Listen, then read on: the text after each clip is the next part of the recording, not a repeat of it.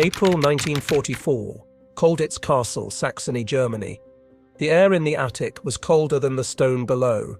Dust floated like snowflakes in the moonlight, filtering through a slit of broken tile. Beneath it, silence. Then the faint scrape of a file against wood. A single word whispered, "Hold steady." For months the German guards of Oflag 4th believed they had contained every escape artist the Allies could send.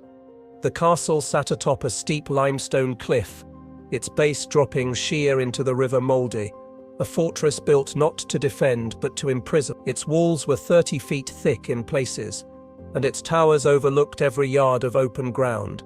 They called it the escape-proof prison.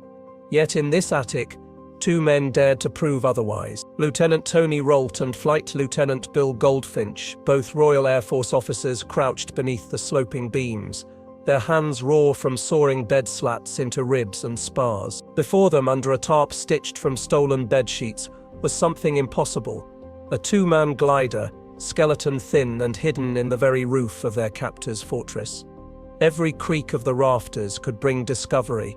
Every sound from below, boots, a laugh, a cough, felt like an alarm. But Rolt measured each breath. Goldfinch whispered calculations. Span, lift, weight, stress. They were engineers now as much as prisoners. Outside, the war thundered across Europe. Inside, time itself felt frozen, until Allied guns could be heard, faintly from the west. Liberation was approaching, but no one knew when. And still they built because to wait for rescue was not in their nature. The plan was madness. When the order came to evacuate, they would wheel the glider onto the roof of the chapel and launch it toward the forest beyond the river, a 60-meter drop through the dawn mist. If it worked, they would fly to freedom. If it failed, they would die falling toward it. The saw stopped, a breath held. Somewhere below, a door slammed. The attic fell silent again, except for the heartbeat of freedom taking shape above Colditz. Subscribe to for more true stories of courage and ingenuity. Backstory and stakes. The prison built for the unescapable. In the heart of Saxony stood a fortress older than Germany itself. Colditz Castle had watched centuries of conflict, from medieval dukes to Prussian kings. But by 1940 it gained a new purpose. A prison for men too clever to be contained anywhere else. After early Allied escapes from camps like Stalag Luft, Einden II, the German High Command decided to gather the incorrigibles, the officers who tunneled, bribed, forged, and vanished. They were the best and most troublesome minds of the Allied forces. And so, under the iron authority of the Wehrmacht, Colditz became Oflag 4th Offizierslager, or officer camp. A fortress within a fortress. To the Germans, it was the end of the line. To the prisoners, it was a challenge. Behind its stone walls were British, Polish, Dutch, French, and later American officers. They brought with them languages, tempers, and ingenuity, and slowly turned captivity into a laboratory of resistance. Each nationality made its own escape committee. Beneath the polite routines of prison life, roll calls, meals, and Red Cross deliveries, lay an invisible war of intellect and deception. Life inside was suffocating. The castle's courtyards echoed with the sound of boots, keys, and shouted order. Windows were barred, tunnels flooded, and escapees, when caught, were confined in solitary for weeks. Yet even under constant watch, the prisoners refused to surrender their minds. Every object became potential: spoons into chisels, blankets into ropes, gramophone needles into tools for forgery. Among these men were Lieutenant Tony Rolt, a decorated tank officer, and Flight Lieutenant Bill Goldfinch, an RAF engineer. Both had already attempted escapes elsewhere. Now inside Colditz, they saw something others didn't: a shape hidden in the rafters, a geometry of freedom. They studied the castle's roofline from memory, sketched diagrams on cigarette papers, and measured distances during routine chores. Beneath the monotony of imprisonment, an idea began to rise. If they couldn't break through the walls, perhaps they could fly over them. But the stakes were brutal. Discovery meant solitary confinement or worse. The Gestapo occasionally visited Colditz, reminders that this was no ordinary camp. The prisoners knew that a failed attempt could end in execution disguised as accidental death. Still, as 1944 dragged on and the thunder of Allied bombers grew louder, The men of Colditz felt time closing in. Liberation might come any day, or never. And in that uncertainty, one thought gave purpose to every sleepless night. If they could build a glider, they wouldn't just escape Colditz. They would escape the very idea that a man's will could be imprisoned. The impossible situation. Stone, guards, and despair. Colditz Castle was a prison built not just from stone but from precision. Every hallway turned back on itself. Every stairwell ended under watch. Even the air felt patrolled. The Germans had learned from every previous escape across Europe. Floodlights swept the courtyards all night, slicing through mist and memory. Patrols changed routes daily to prevent pattern watching. The outer walls rose more than 100 feet above the riverbank, making tunneling or climbing an act of suicide. Inside, the prisoners were locked behind steel doors reinforced with bars thick enough to stop rifle fire. And yet, despite all that, the castle still whispered of possibility. Life followed a cruel rhythm. Each morning began with appel. The head guards with clipboards and rifles counted every officer twice, sometimes 3 times, suspecting trickery. Meals were rationed, monotonous, and always late. Bread that crumbled like dust, watery soup and coffee, made from roasted barley. By evening, the men gathered in their quarters pretending to read, play chess, or discuss politics. But their eyes always drifted upward, toward the rafters and the open sky they couldn't see. Rolt and Goldfinch studied that sky like prisoners study home. From their narrow window in the attic corridor, they could glimpse a wedge of blue during the day, grey at dusk, and black under the floodlights. It mocked them, close enough to touch, impossible to reach. Around them, Colditz was filled with restless energy. The British contingent was the largest and most determined. Beneath the humor and card games lay silent industries of resistance. Tailors sewing civilian suits from blankets,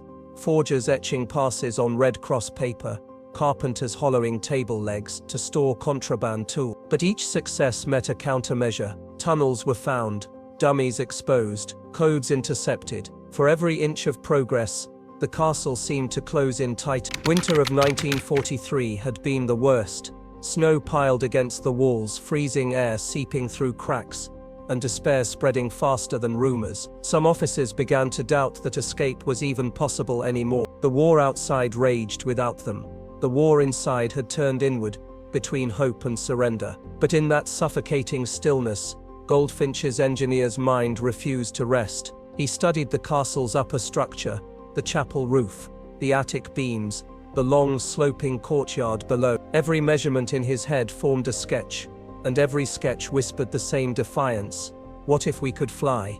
The idea was absurd, the conditions impossible, and yet inside the most secure prison of the Third Reich, 2 men had begun to dream not of breaking out, but of taking off. The spark, a vision of the sky. The idea came quietly, as most revolutions do.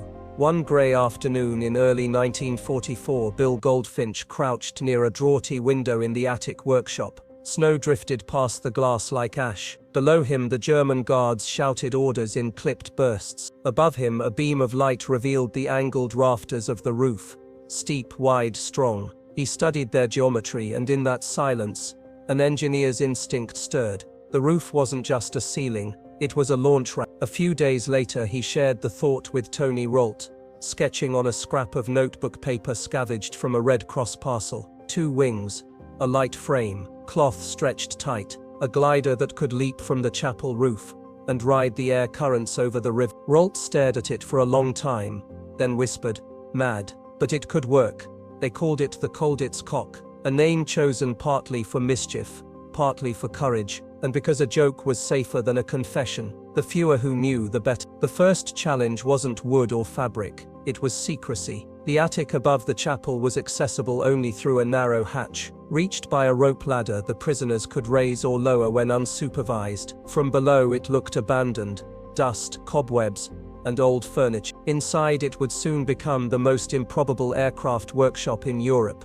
Goldfinch's engineering background became their compass. He calculated wing loading and lift using memory alone, without tables or instruments. Rolt, practical and fearless, became the craftsman. Bedboards became ribs, floor planks, spars. Control wires came from electric cabling stripped at night. They even made a test rig for the wing sections using lead weights from plumbing pipe. Every sound risked discovery, so soaring and hammering were timed with the castle's daily noises: roll call drums, marching boots, or the rumble of deliveries in the courtyard. What began as a technical experiment soon became a quiet act of defiance. Each new piece, a rib, a joint, a strut, wasn't just construction. It was belief taking form. The men who helped carry materials or kept watch did so without asking questions. In a place built to crush imagination, these small acts restored. By March 1944, the framework of the glider filled the attic like a secret skeleton of hope. Outside, artillery thundered closer each week. No one knew who would reach Colditz first, the Allies or despair, but for Rolt and Goldfinch, the sky had already opened right above the enemy's roof. Preparation and tension build up. Wood, bedboards, and hope. The attic became a world of whispers and dust. To the guards, it was an empty space, a forgotten storage loft above the chapel. To the prisoners, it was a cathedral of invention. Each day, between roll calls and inspections, Rolt and Goldfinch vanished for hours at a time. They worked by candlelight, their breath misting in the chill air. Around them hung the smell of pine shavings, wax, and damp linen. The sound of sawing and filing mixed with the muffled organ music drifting up from the chapel below, a hymn to freedom set to the rhythm of defiance. They scavenged everything they could find. Bedboards became the skeleton of the glider's wings. Floor planks formed the fuselage spine. Electric wiring stripped carefully from lamps and radios became the control cables. Bedsheets, washed, ironed, and sewn together formed the fabric skin. To tighten it, they brushed it with porridge mixed with water and glue, a trick borrowed from model aircraft builders before the war. When it dried, the surface stretched smooth as silk, light but strong. The glider took shape slowly. Wingspan 33 feet, length 19, weight less than 200 pounds. Every measurement came from memory, every calculation verified by hand and Goldfinch had once studied aerodynamics. Now, without instruments or blueprints, he recreated them from imagination and necessity. The work demanded secrecy bordering on paranoia. The attic hatch was locked from within, and the rope ladder hidden in a gap between beams. When inspections drew near, the men below gave signals: a cough, a tap on the wall, a snatch of song. If a guard ever climbed the ladder, discovery would be instant. A single misstep could end the project and their lives. Rolt, ever the strategist, organized diversion. He arranged fake escape plans to mislead the guards. Rumors of tunnels, false trails, coded messages, anything to divert suspicion from the attic. Meanwhile, other prisoners served as lookouts and couriers, ferrying tools and supplies hidden inside hollow table legs or beneath loaves of bread from the kitchen. Every man who knew the secret carried the same burden: silence. The winter stretched. Allied bombers thundered overhead, distant but constant. At night, flashes lit the horizon. Each glow meant progress.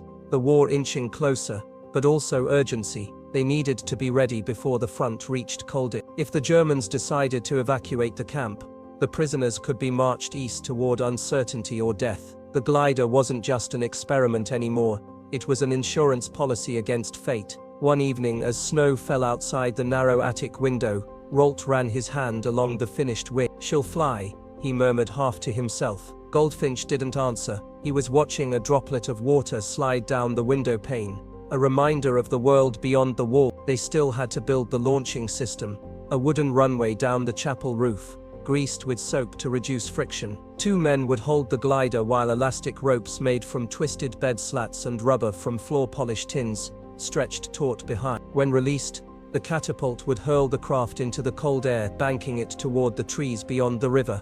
It was elegant, insane, perfect.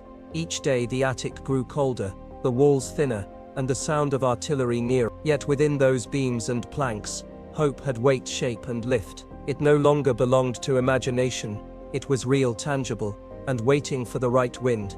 By March 1945, the Colditz Cock stood complete beneath its sheet covering, hidden in plain sight. Outside, German soldiers still patrolled the courtyard, unaware that above them, just meters over their helmets, an aircraft was ready to defy gravity itself. Quick pause. If you're still watching, it means history speaks to you. Take a second to like and share. It helps more people discover these untold stories of courage. The escape attempt. The final night before liberation.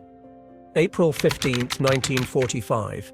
The castle walls trembled with distant thunder, not from storms, from artillery. The Americans were less than 40 miles away. The war was ending, but Colditz was still under the Reich's shadow.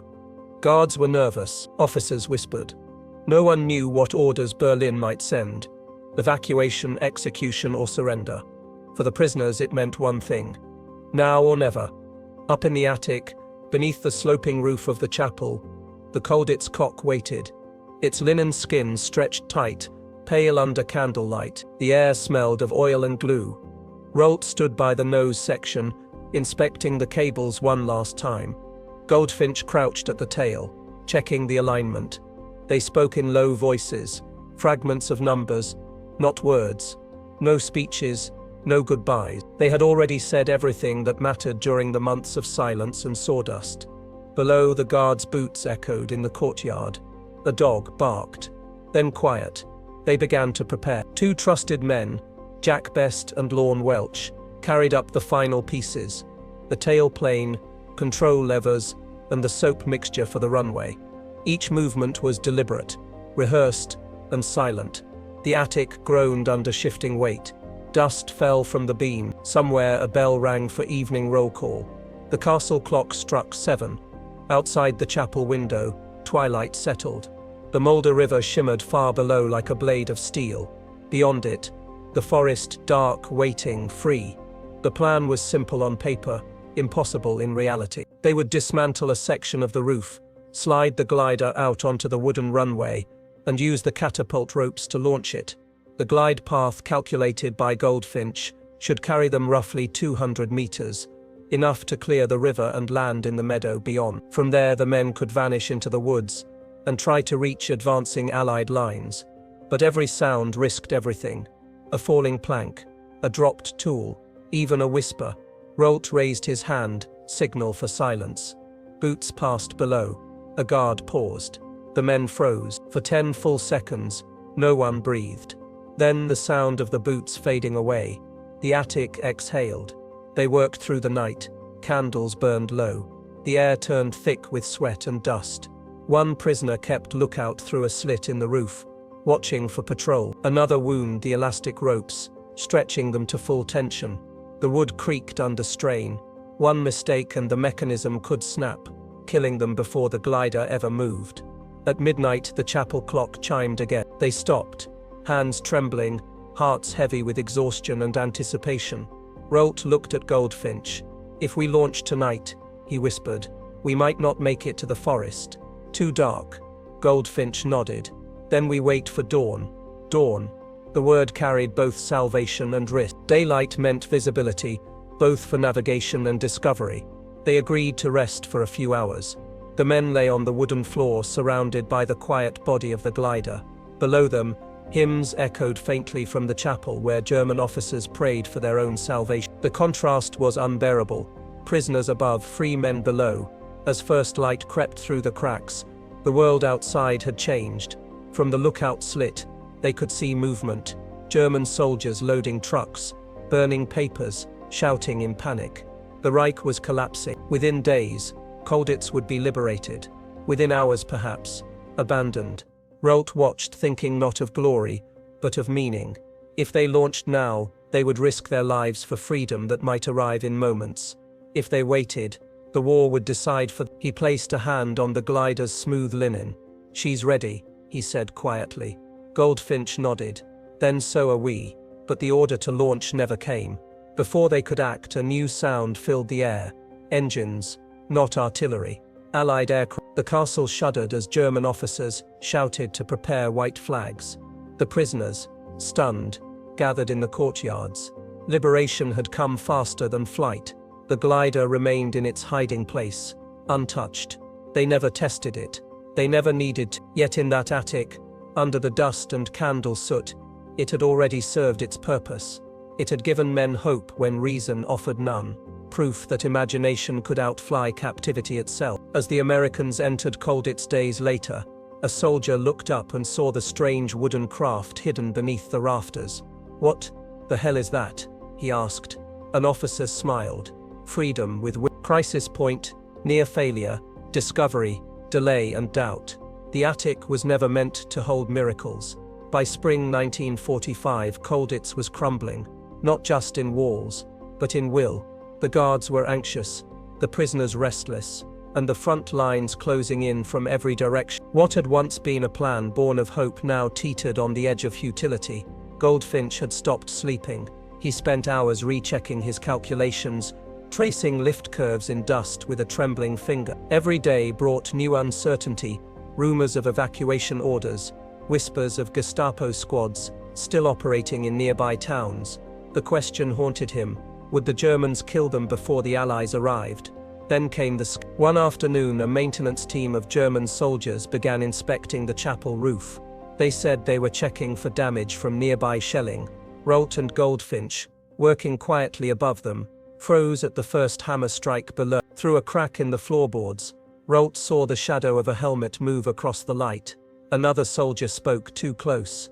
They waited, every heartbeat a countdown. The tools lay still. The attic air turned heavy and stale. If a single plank had shifted, the entire glider, their secret, their months of faith, would have been exposed. The soldiers lingered for what felt like hours, voices muffled but sharp. Then, at last, they left. Footsteps faded. The attic remained untouched. When the danger passed, Goldfinch sat down on the floor and laughed quietly, not from relief, but from exhaustion, the kind that hollowed a man.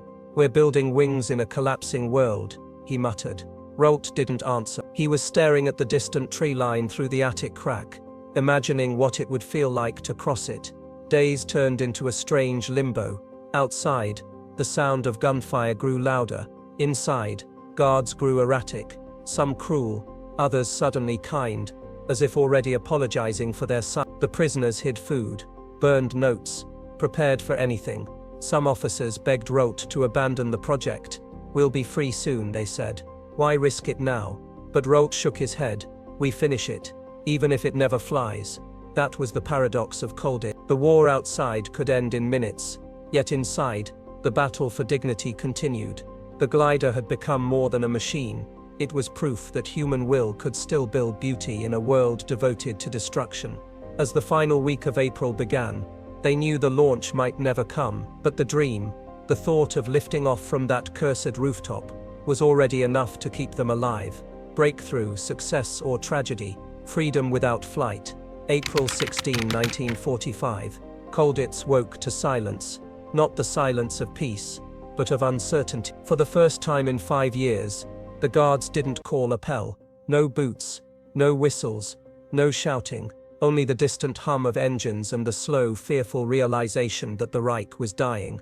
In the attic, the glider still waited. Its linen wings caught the dim light of dawn, glowing pale like the ghost of a dream. Rolt and Goldfinch stood before it, exhausted and unsure. Their plan had survived secrecy, scarcity, and near discovery, but now time itself had run out. Below, chaos reigned. German officers argued in the courtyard, their voices echoing off the walls. Some wanted to surrender immediately, others spoke of fighting to the last. Prisoners gathered at the windows, watching the drama unfold, hearts racing with a dangerous. If the guards panicked, anything could happen: a massacre, or liberation. By midday, the distant thunder of artillery grew unmistakable. Allied guns.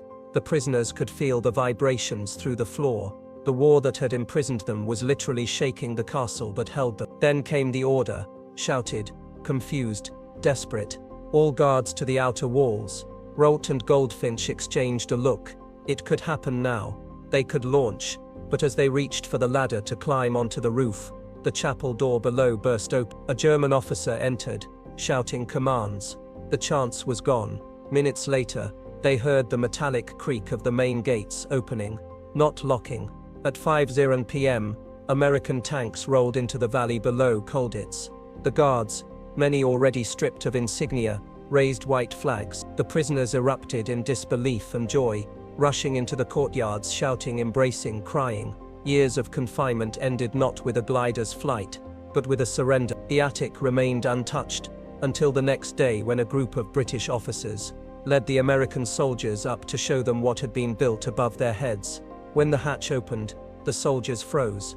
There it was, a full-sized glider, hand-built from bedboards, sheets and courage. The Americans laughed in astonishment, then fell silent in respect. One of them ran his hand along the wing.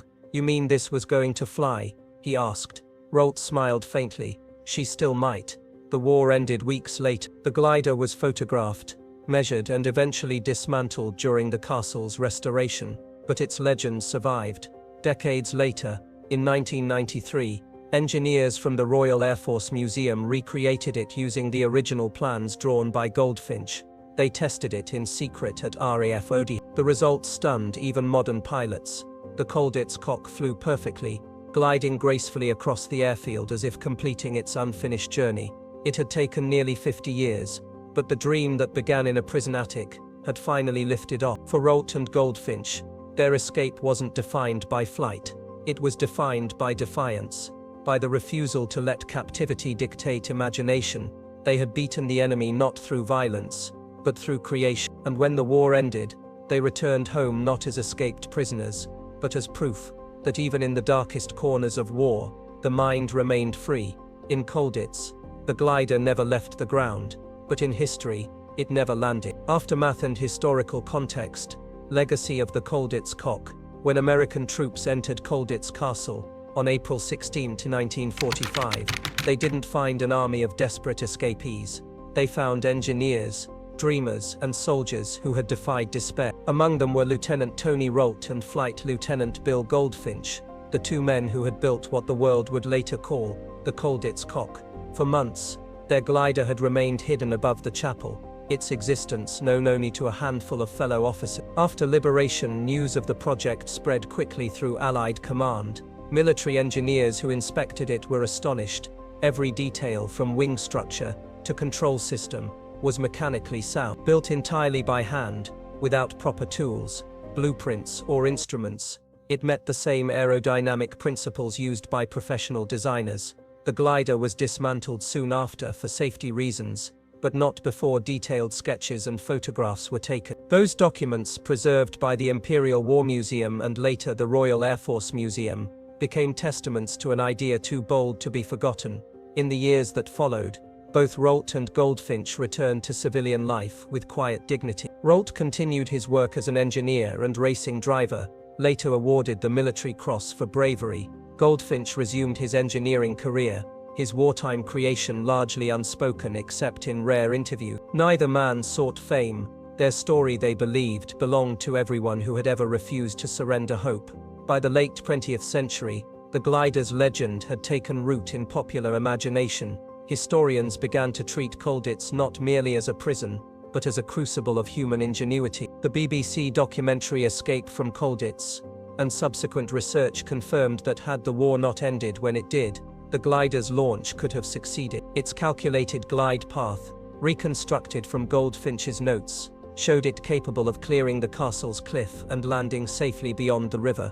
In 1993, engineers at the RAF Museum decided to test that theory. Using period-accurate materials, they built a full-scale replica and launched it from a runway in southern England. The flight lasted only a few moments, but it was flawless. The Colditz Cock soared smoothly, its wings steady, proving what its creators had always known: it would have flown. The replica now rests in the Imperial War Museum's aviation collection, its linen wings and wooden frame preserved under soft light. Visitors walk past it slowly, whispering as if afraid to disturb the air around it. To most, it is a relic of wartime engineering, but to those who understand its story, it represents something greater, a triumph not of metal or machinery, but of the human spirit under siege. The Colditz Cock never carried its builders across enemy lines, yet it carried something far more enduring: the belief that freedom can be built, piece by piece, even in a place designed to destroy it. Bottom line,